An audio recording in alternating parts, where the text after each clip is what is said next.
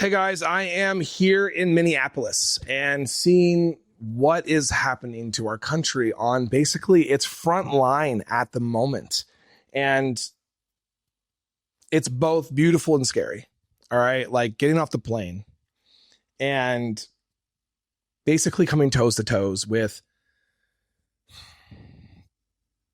an occupied city. And I get it's an occupied state, but I'm in Minneapolis. I'm in an absolute occupied city.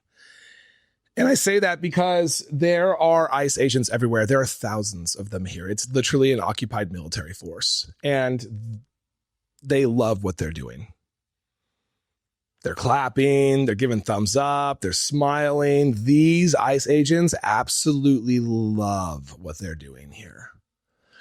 And the sad thing is, I came here expecting that the local police was going to be behind the protesters, and the local police can be. The sheriff's department are a bunch of bullies and thugs. I mean, they literally have come next to me and grabbed me and pushed me. And I told them I was press, and they pulled out their bear spray and put it right in my face. Thankfully, I turned around, so the guy figured, oh, I don't have to actually use this, and he didn't. And then they abducted Robbie Roadstreamer. He is a comedian who's the one that wears a giraffe outfit. A good friend of mine that I've seen in almost 4 states now. And they arrested him because they say he was obstructing the road.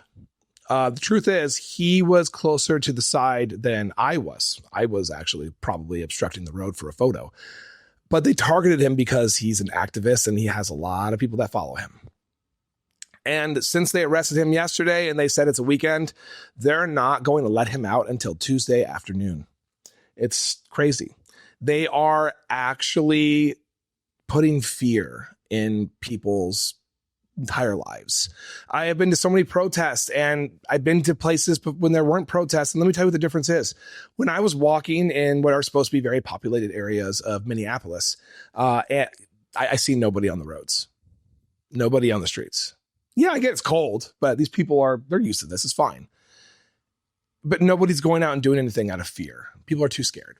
They're too scared to go outside. And think about it again, guys. There is a small military force teamed up with the sheriffs, which is another small military force, basically terrorizing Minneapolis. And it's really sad, and it's very apparent. So when you go back to those places, when there's protesters on the road, even a few hundred, if not 1,000 or more, then people start coming out. They take advantage of it. First of all, they know that the cops are not going to mess with them because the protesters are here, because the cops learned in 2020, let them protest. Fuck with them, find out. Do not bother the protesters in Minneapolis. After George Floyd, the cops let them protest whenever they want. Okay, I want to put that out there. In LA, different story. Most places I've been to, different story. They haven't fucked around enough to find out. This city, no.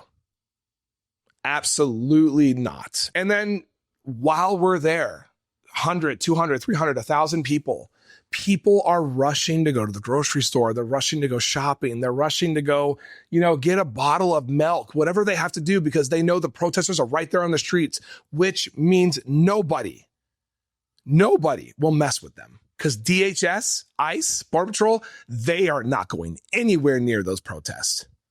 Because they basically have learned they can't handle it. I mean, their training is 47 days. They're not even really trained law enforcement. They're like Boy Scouts, I guess. I don't know. No, I think Boy Scouts technically have a lot more training than they do. So they will not go anywhere near these protests.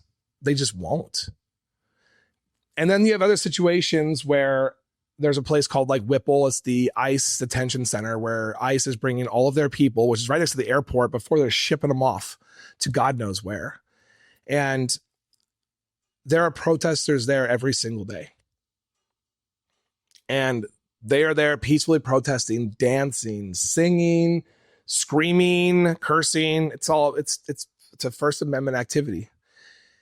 And they're being bullied for it. They're being bullied by the sheriff's department. They're being bullied by DHS officers, by ICE officers, and Border Patrol. And it's really hard to watch because They're out there fighting for their neighbors and for this country. And then all of a sudden you see these ICE officers smiling and waving, so happy with, so proud of what they're doing. So it's a really beautiful thing to see when these people are standing up, when they're not accepting anything, when they're holding their mayor and governor accountable. I mean, it's interesting too, because this is just the beginning. And that's what everybody here is saying. Depending on what happens here in the next 3 to 6 months is going to show the course of the next 3 years with other cities, Los Angeles, Chicago, San Diego, Ohio, everywhere. They're going to go everywhere.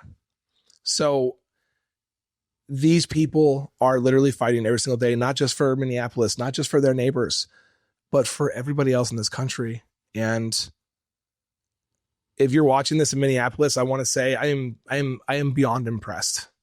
And I am so happy with the fight and the love and the empathy and the commitment that you guys have to just fighting for what's actually right. Keep it up. Keep up that fight. Do not stop. You will defeat them. History has shown that. You will win. And you will save America in the process. Thank you for watching. I am Jared Zisser, and this is Ring of Fire. Please like, comment, and subscribe, and turn on notifications to make sure you are informed about everything important in progressive politics today. And if you are looking for fact-based, independent reporting all day, every day, follow me here on Instagram or here on Facebook. See you in the next video.